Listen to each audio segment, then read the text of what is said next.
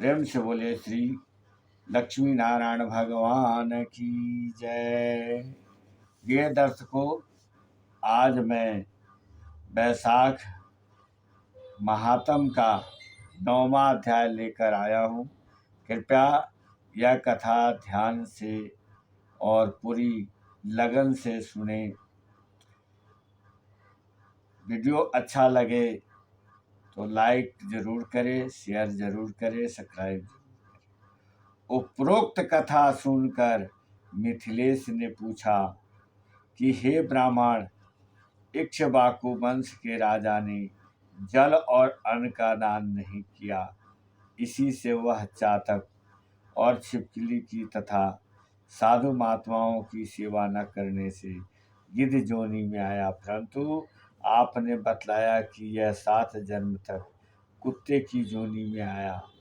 उसने केवल संत महात्माओं की सेवा नहीं की, सो उसका फल उसको न मिलता। उसने किसी को कष्ट भी नहीं दिया,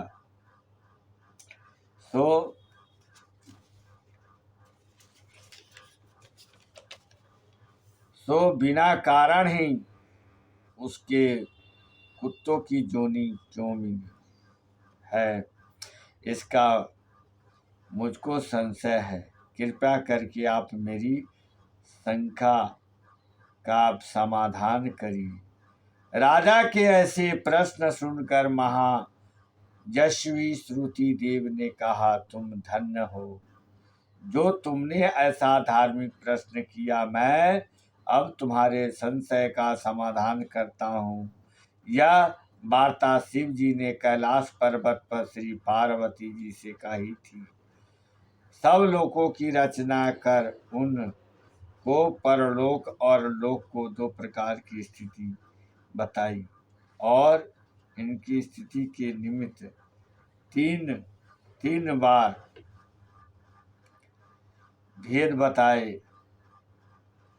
जल सेवा, अन्न सेवा और औषधि यह सेवा, यह तीनों इस लोक की स्थिति के हेतु है तथा साधु सेवा, विष्णु पूजा और धर्म यह तीनों पारलौकिक स्थिति के हेतु हैं।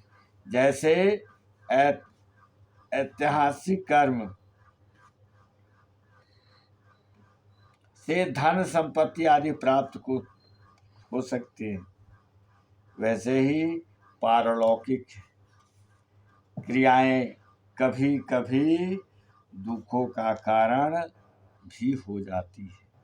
जैसे यहाँ पर एक पुराना इतिहास कहता हूँ। एक समय दक्ष प्रजापति महादेव जी को जग में बुलाने के लिए कैलाश पर्वत पर गए।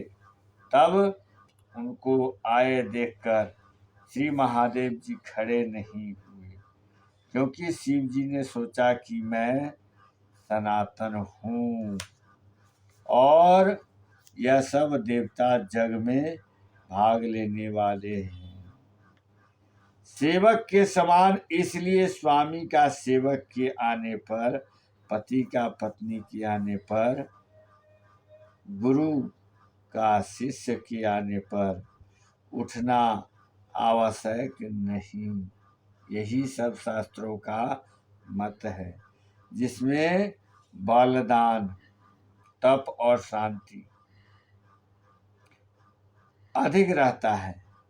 वही गुरु है जो स्वामी स्वयं अपने सेवकों के लिए उठते हैं। उनकी आयु, धन और जस तत्काल नष्ट हो जाता है।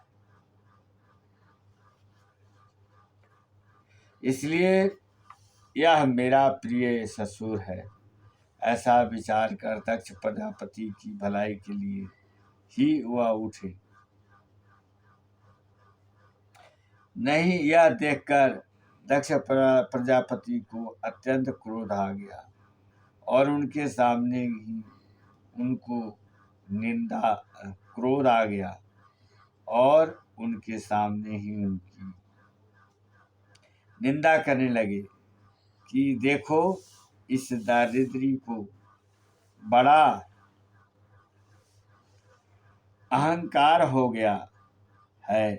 इसका धन केवल एक बूढ़ा बैल, जिस पर केवल चर्म ही रह गया, कपाल की हड्डी धारण करता है। पाखंडी अहंकारी महा अपवित्र, किसी का शुभ कार्य न करने वाला, दरिद्रता के मारे शीत से दुखित हाथी, चर्म ओढ़ने वाले, शमशान जिसका घर है, सर्पों का आभूषण है, न इसमें धीरज है न ज्ञान है, भस्मासुर के डर के मारे दूर भाग गया। भूत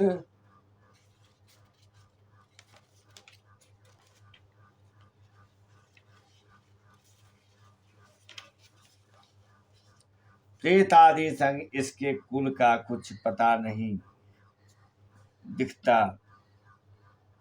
दुरात्मा नारद के ब्रह्मा से इसकी बड़ाई की, जिससे मैंने अपनी कन्या सती का विवाह इसके साथ कर दिया।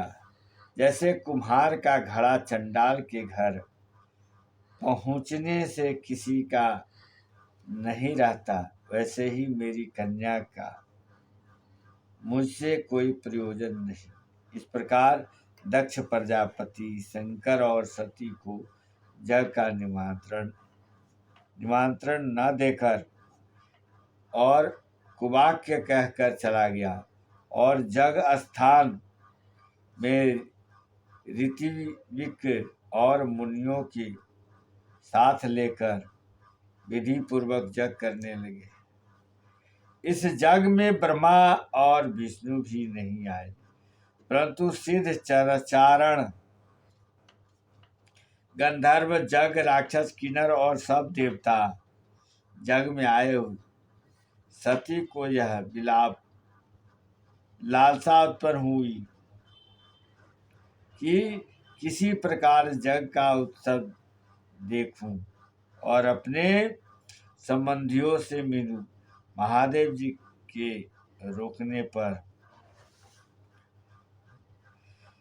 रोकने पर भी वह न मानी और न जाने का निश्चय कर लिया। शिवजी ने कहा कि भद्र, दक्ष सदैव सभा में बैठकर मेरी निंदा करता है, वह तुमसे सहन न हो सकेगी और तुम अवश्य अपना शरीर त्याग कर दोगी। अतएव तुम अपने पिता के घर मत जाओ, इसमें कल्याण नहीं है। इस प्रकार समझाने पर भी सती न मानी और न चुपचाप चली गई। तब पीछे जाकर नंदी ने उनको अपनी पीठ पर बिठा लिया और कितने ही प्रेत भूतादि उनके रंग हो गए। जब वह अपने महल में पहुंची तो किसी ने भी उनके साथ कोई बात नहीं की। तब शिवजी की बात याद करके वह जगशाला में गई। वहां पर सभा के लोग सती से कुछ भी न बोले। सती चुपचाप वहां पर खड़ी हो रही है और रुद्र की आहुति तक पिता की चेष्टा। तो सती ने क्रोध युक्त होकर कहा कि जो बड़ों का अपमान करते हैं उनका कल्याण नहीं होता। तुमने सारे जगत के रचयिता अविनाशी रुद्र की आहुति नहीं दी। यहाँ जितने ऋषि मुनि महात्मा एकत्र हुए हैं, इन्होंने तुमको सुबुद्धि नहीं थी।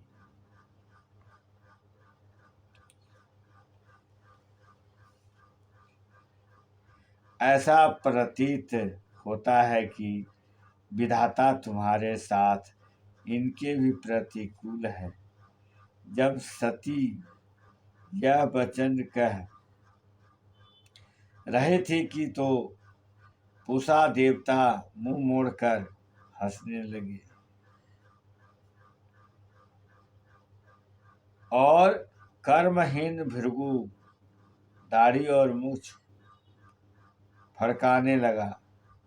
दक्ष निंदा करने लगा।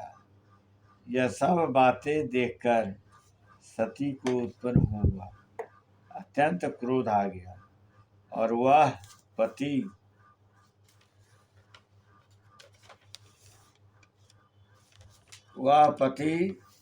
की निंदा सुनकर प्रायश्चित के रूप में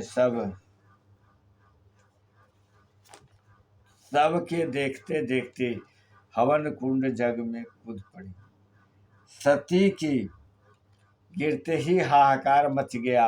शिवजी की गण भागकर शिवजी के पास आए और सारी गाथाएं सुनाई। महादेव ने कलाकंतर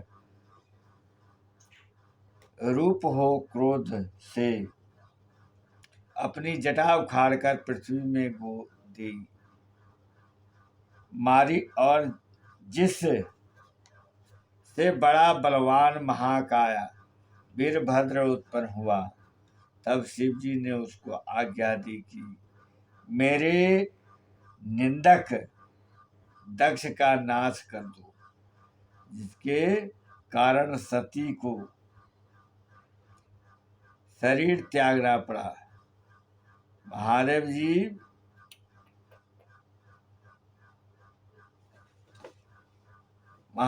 जी की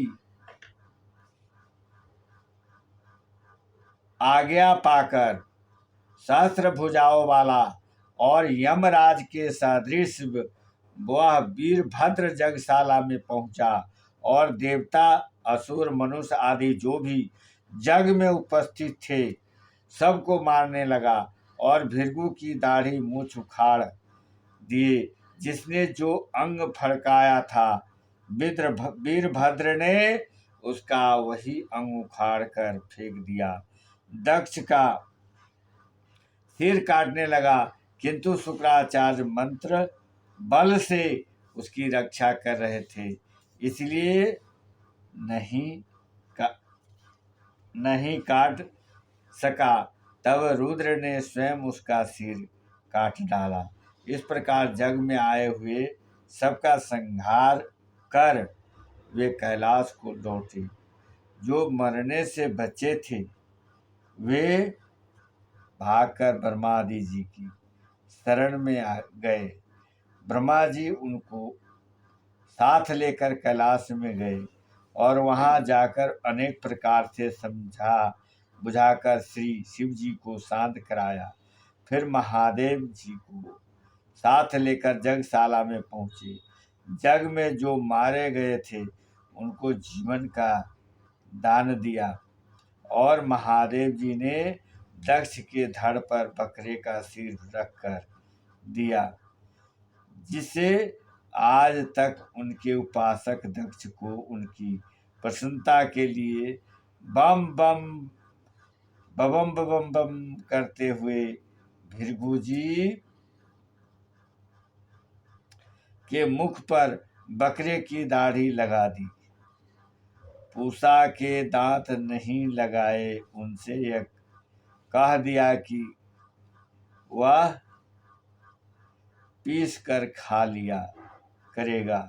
इस प्रकार सबको अंग सहित किया गया और दक्ष पूर्व पर्वत जग करने लगा।